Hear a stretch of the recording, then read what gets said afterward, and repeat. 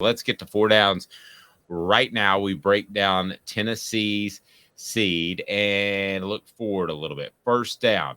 Should the Vols be scared of Louisiana in the first round? Yes. Louisiana has their go-to scorer is a big man named Jordan Brown. He's 6'11". So they can hang with Tennessee in the paint because of Jordan Brown. So they can neutralize that matchup advantage Tennessee has.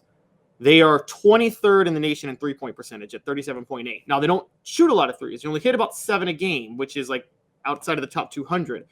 But that's because they focus on going down low, and then they use their guards. They got 2 guards that are shooting over 40% from 3 that are starting. So this is a dangerous inside-out team that if those guards are hitting their threes, Tennessee's in big trouble.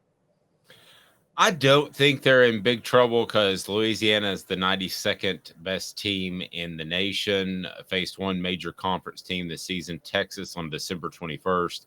The Longhorns won that game 100-72. The same team, Texas, the same Texas team that lost to Tennessee in January. So I'm going to say you don't have to be worried about Louisiana any more than you should be worried about any tournament matchup because anybody can get hot and knock anybody out. So I'm not saying just chuck it all together.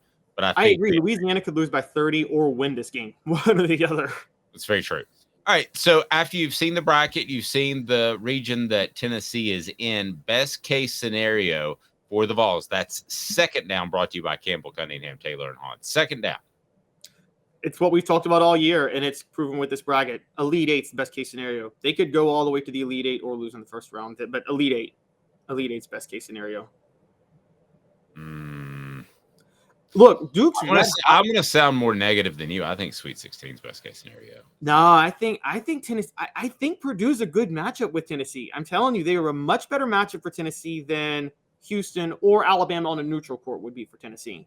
You'd rather see somebody in Purdue that plays a similar style, but probably better than you would see an up and down style that you may struggle to defend. Is that what you're telling me?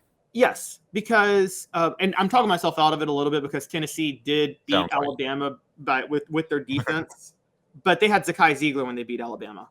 And so one of the reasons they could handle up and down tempo teams was because Zakai Ziegler could run with them, and they don't have Zakai anymore. So at this point, I think Purdue, because if Santi Vescovi and Josiah Jordan-James are both hitting from the outside in just one of those games, yeah, I could easily see them beating Purdue at that point. And Duke's really hot right now. They've won like 9 straight. They just won the ACC tournament. But we forget, middle of the year, they were 17-8. And there was a lot of questions about them at that point. So I don't think those questions subside overnight. And also where they're playing these teams. You don't really have nobody has a home court advantage over Tennessee based on where they're playing. They would play the Sweet 16 in New York. If they face Purdue, they would face them in New York. Look, guys, I'm going to say this out loud too. Don't underestimate Memphis's ability to upset Purdue in the second round. And then you could have Tennessee-Memphis in the Sweet 16, which would be epic. Yeah, I'd be down with that. I think Sweet 16's the tops. I don't think they're going to make the Elite Eight. I don't see this style of basketball. It's just the moral of the story. I mean, I'm reading a book about, I think I mentioned to you about Bo Jackson. At the end of the day, he's going to be one of the best athletes that I've ever seen, and I believe the best athlete to ever walk to the face of the earth. That's the opinion I'm going to walk away with. Well, I'm going to walk away with the opinion, no matter what's in the book between now and then, that Bo Jackson's the best athlete ever, and that I think the Tennessee basketball team and their style is not set up for success in the tournament. I don't know how it's going to end, but I don't think it's going to end in the Elite Eight. So I think it's going to be a little bit sooner. Seems like Tennessee is always lined up to play Duke and something happens. Either Duke or Tennessee loses. When's the last time Duke and Tennessee has played a significant game?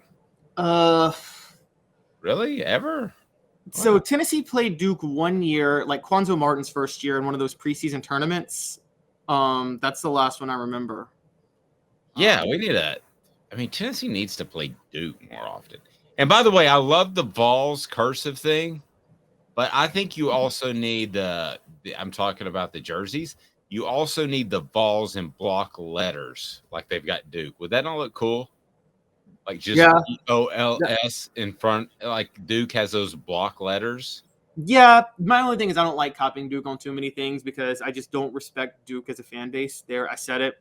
It is people. They got the greatest fans. No, it's a bunch of people that don't follow sports. They go to Duke for 4 years and they get coached up on how to be fans at a basketball game, and they think they're so cool. Wait! You're not pointing out the worst Duke fans. I'm completely listen. If you go to a school and you graduate, you can root for that school till your heart's content for the rest of your life. But if you just grew up during the Bobby Hurley days and the Grant Hill days and the Christian Laettner days, and you just picked this elitist school out there that you could never get into, then what the H? I mean, really? That's the school you picked?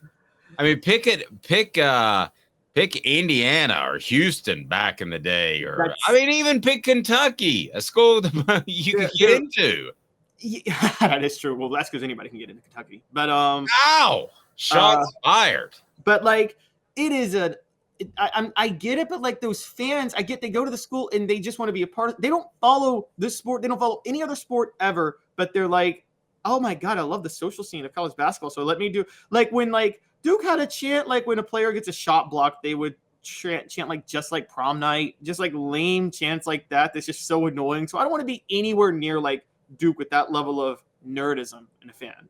Agreed. Travis says Larry Johnson's UNLV team. That's absolutely right. If you're picking a team during those early mid-90s, you should pick Stacey Augmon and all those cats that played for UNLV. They were more fun and they weren't elitist. So there you are. 4th down.